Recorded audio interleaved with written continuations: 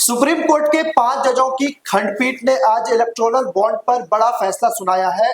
मौजूदा electoral bond को supreme court के जजों ने निरस्त कर दिया और इसे असंवैधानिक बताया। सुप्रीम कोर्ट का कहना है कि अब पार्टियों को बताना होगा कि जो चंदे हैं वो कहां से आ रहे हैं, किस उद्योग घराने से कितने पैसे आए, और इस पूरे इलेक्टोरल को आरटीआई के दायरे में भी रखना होगा। हमारे साथ बातचीत करेंगे वरिष्ठ पत्रकार स्वामी सर है हमारे साथ। सर, बातचीत का सिलसिला शुरू करें। सुप्रीम कोर्ट का आज फैसला आया है, कितना असर पड़ेगा इस पर पॉलिटिकल पार्टियों पर? देखिए, बिल्कुल बहुत बड़ा असर पड़ेगा। इसके ऊपर कहने की जरूरत नहीं है कि एक तरह से जो विपक्ष की जो पार्टियां हैं उनके लिए ये एक तरह से संजीवनी का काम करेगा, और जो मौजूदा बीजेपी सरकार है उसको थोड़ी दिक्कतें होंगी। हालांकि आज भी उनके पास इतना पैसा है, सबसे ज़्यादा पैसा अगर किसी के पास है तो वो बीजेपी के पास है। और जो पिछले आंकड़े जो बताते हैं अब तक लगभग 90% जो इलेक्टोरल बॉन्ड थे वो बीजेपी के ही पास जा रहे थे। यानी कि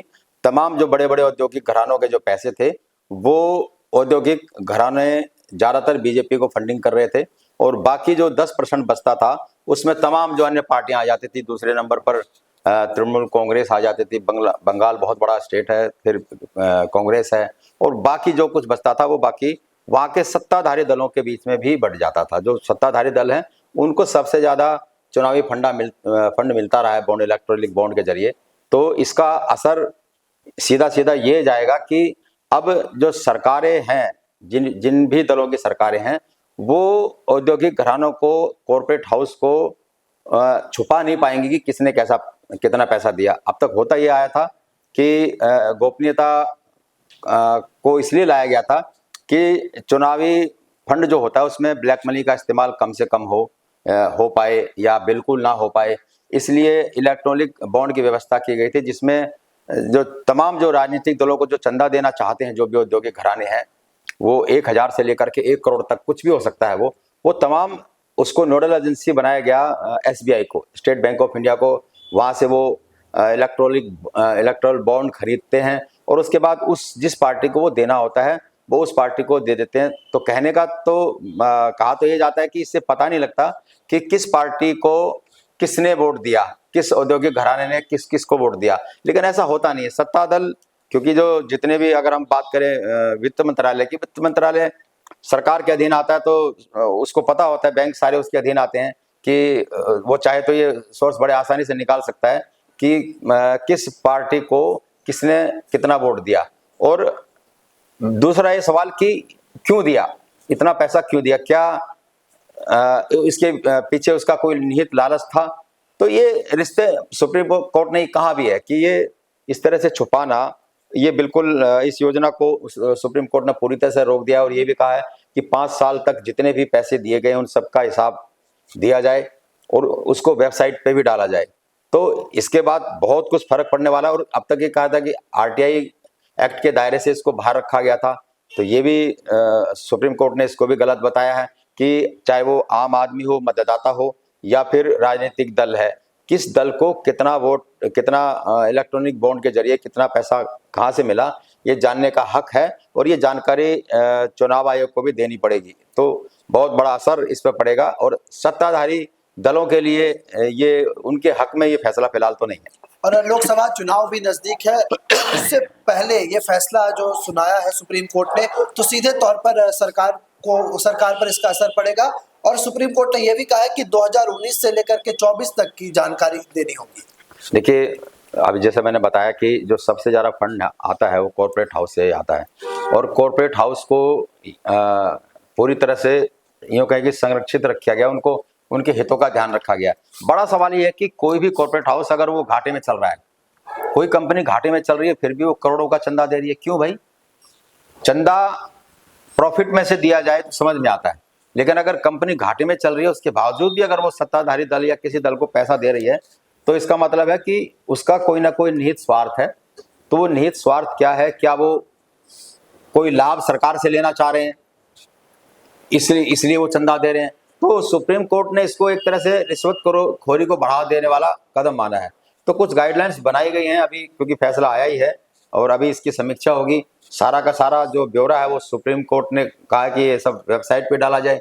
अब जब वेबसाइट पे डालेंगे तो भी तब सब कुछ समझ में आ जाएगा कि जो आज ईडी और सीबीआई जिन जिन कंपनियों को के खिलाफ छापे मार रही है, जहां जहां छापे मार रही है, उनका कितना पैसा किस पार्टी को गया ये पता लग जाएगा सारा, कि जिन्होंने ज्यादा पैसा बीजेपी को फंडिंग की, क्या उन पर कोई एक्शन हुआ, उन पर कोई कार्रवाई हुई, क्या जो अपने आप को घाटे में दिखा रही हैं, जो कंपनियां बहुत करोड़ों रुपए के नुकसान में दिखा रही हैं, वो क्यों किस लालच से पैसा दे रही हैं। तो इस सब पे चर्चा होगी। तो कहीं ना कहीं जो एक मोनोपोली थी चंदे की, बीजेपी की मोनोपोली मानी जा रही है, उस पर कहीं ना कहीं विराम लगेगा। और ये एक बहुत बड़ा झटका है इसको सुप्रीम कोर्ट का, सरकार को झटका कह सकते हैं उसको, कि क्योंकि सरकार ही लेकर के आई थी जो जिसका ये दावा था कि इलेक्ट्रॉनिक बॉन्ड के जरिए चुनावी फंड लेने से जो काला धन चुनाव में प्रयोग होता है, इलेक्शन में प्रयोग होता है, उस पर रोक लगेगी। लेकिन हुआ उल्टा कि आप किसी भी सेल कंपनी से फंडिंग ले रहे हैं, कोई रोक नहीं है। कई जो कंपनी एक्ट है उनमें बदलाव किए गए ताकि ज़्यादा से ज़्यादा कोई भी किसी भी कंपनी से पैसा ले सकें और उस पर कोई सवाल न उठे। यानी कि जो सरकार नियम बनाए, पॉलिसी लेकर के आए, किसी कॉर्पोरेट हाउस की मदद में या किसी उसका कोई बड़ा काम है वो करवाना चाहे और उसको चंदा देना चाहे, तो सत्ता और सत्ताधारी दल के बीच में और कॉर्पोरेट के बीच में ये बॉन्ड कहीं रिश्वतखोरी का मामला ना बन जाए। सुप्रीम कोर्ट ने इस पर भी चिंता जाहिर किया और उसको भी ये कहा है कि ये ऐसा नहीं है कि इसको गोपनीय रखा जाए, इस सबको इसमें बताया जाना चाहिए। तो अभी बहुत बड़ा झटका है, इस पर मंथन चल रहा है तमाम। अभी कल अखबार देखेंगे तो सब पासा पलट जाएगा और आप देख रहे हैं कि एक के बाद एक झटके सरकार को लग रहे हैं। अभी किसान आंदोलन चल रहा है, इसके बीच में अब ये चल रहा है, और जब ये जब नाम आने शुरू होंगे कि फला कंपनी को अडानी अंबानी ने, इन तमाम बड़ी कंपनियों ने कितना पैसा बीजेपी को दिया, वो सब सामने आ जाएगा, ऑफिशियली सामने आ जाएगा कि 90% पैसा जो है ना केवल और केवल बीजेपी को जा रहा था और सत्ताधारी दल को जा रहा था। विपक्ष भी लगातार आरोप लगाते रहती है कि बीजेपी जो है उद्योगपतियों की पार्टी है, और एक विपक्ष को भी ये मुद्दा मिल गया है कि किस तरीके से अब इसे भुनाते हैं चुनावों से पहले। नहीं, नेचुरली जैसे मैंने बताया कि क्योंकि जो विपक्ष है पैसे की कमी से जूझ रहा है, उसके पास तंगी है, क्योंकि पैसे तो चुनाव पैसे से लड़ा जाता है और सारा 90% पैसा अगर सीधा सीधा किसी पार्टी को जाएगा तो उसका असर चुनाव पर दिखेगा।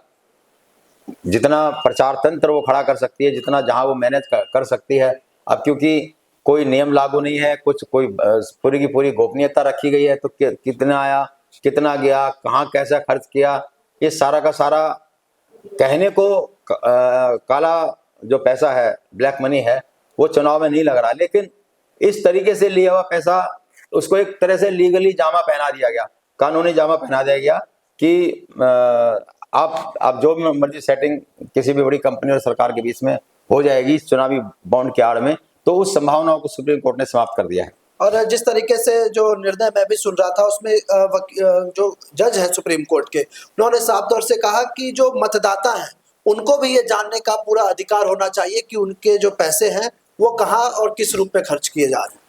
नेचुरली जब ये आरोप लगते हैं किसी भी कंपनियों पे और वो कंपनी सरकार को कोई मोटा चंदा देती है, तो एक मतदाता तो यही मानेगा कि सरकार ने पॉलिसी आम लोगों को ध्यान में रख करके नहीं, श्रमिकों के ध्यान में रख करके नहीं, बल्कि कॉरपोरेट कंपनियों के इशारे पर और उनकी मर्जी से उन्होंने वो पॉलिसी बनाई है। तो और फिर क्योंकि वो मतदाताओं का ही पैसा है, जो भी सरकार जिस भी तरीके से वसूलती है, तो नेचुरली इसका असर तो पड़ेगा। और एक आम आदमी को ये जानने का हक है कि क्या कोई कंपनी सरकार को पैसा दे करके उससे कोई अनुचित लाभ तो नहीं उठा रही है, या जो आम आदमी के खिलाफ कोई पॉलिसी तो नहीं बनवा रही है। तो ये उसका हक है ये जानने का कि जिस पार्टी को वो चुन रहा है वो किन लोगों से सहयोग ले रही है, किन लोगों से अनुचित लाभ किन लोगों को दे रही है या नहीं दे रही है। तो ये आम मतदाता का भी है, तो उसे पता होना चाहिए कि जो सरकार, ये जो चुनाव में जो पैसा खर्च हो रहा है कितना किस से लिया गया है, क्या उन लोगों से लिया गया है जो जिनकी पॉलिसियां उनके हक में नहीं है। तो आम आदमी को भी ये जानने का हक है और चुनाव आयोग को ये बताना होगा कि कितना पैसा किस पार्टी ने, किस औद्योगिक घराने से लिया, किस शख्स से लिया, तो पारदर्शिता इसी से आएगी। और आरटीआई के दायरे में भी इस पूरे जो इलेक्टोरल बॉन्ड है उसको नहीं रखा गया था। अगर आम जनता ये सोचे कि राइट टू इन्फॉर्मेशन एक्ट के तहत हम जानकारी ले सकते हैं, तो वहां भी ये जानकारी उन्हें नहीं मिल रही। हाँ, लेकिन मैंने बताया ना आपको भी कि सरकार को तो पता लग जाएगा, क्योंकि सरकार के पास तो सारा तंत्र है। आज अगर 90% बताया जा रहा है कि पैसा सारा इलेक्टोरल बॉन्ड जो है वो बीजेपी के पास जाता है, तो बीजेपी के पास पूरा तंत्र है। फाइनेंस मंत्रालय सरकार के अधीन है, और सारे जो बैंक हैं या स्टेट बैंक है जो इसका जो नोडल एजेंसी है जिसके थ्रू इलेक्टोरल बॉन्ड जारी होता है, वो वित्त मंत्रालय के अधीन आता है। तो वित्त मंत्री को तो पता ही होगा, वो चाहे तो इसके लिए ये आंकड़े निकलवाना कौन सी बड़ी बात है कि किस कंपनी ने बीजेपी को कितना पैसा दिया और विपक्ष को कितना पैसा दिया, किस इलेक्ट्रॉनिक बॉन्ड अगर उसने खरीद करके किसको कितना दिया। तो पारदर्शिता कहने की है, कहने को कानून ये है कि कभी पता नहीं लग पाएगा कि जो किसका, मैंने अगर कोई पैसा किसी पॉलिटिकल पार्टी को दिया है तो ये पता नहीं लगेगा कि मैंने किसको पैसा दिया।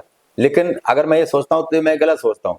सरकार में बैठे तंत्र है, उनको सब पता है, जिनके जहाँ से हम इलेक्टोरल बॉन्ड खरीदते हैं उनके पास रिकॉर्ड होता है, एसबीआई के पास पूरा रिकॉर्ड होता है कि किस कॉर्पोरेट कंपनी ने कितने बॉन्ड खरीदे।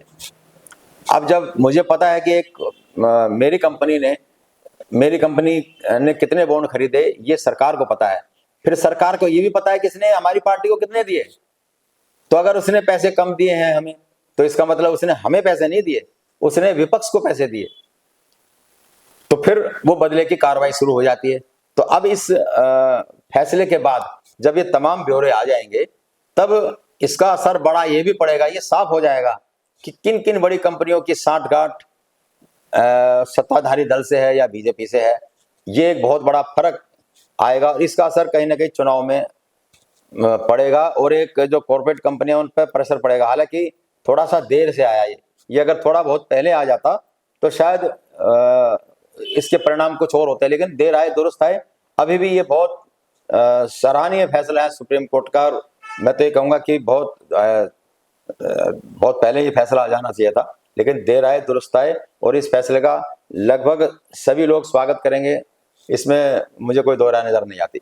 बहुत बहुत धन्यवाद सर आपका। साफ तौर पर जो फैसला सुप्रीम कोर्ट का आया है, दूरगामी इसके असर होंगे। ये फैसला थोड़ा जल्दी आ जाना चाहिए था, लेकिन देर आए दुरुस्त आए। अब क्या क्या इसके प्रभाव होंगे और किस तरीके से राजनीतिक बयानबाजी भी होगी, ये देखना काफी दिलचस्प रहेगा।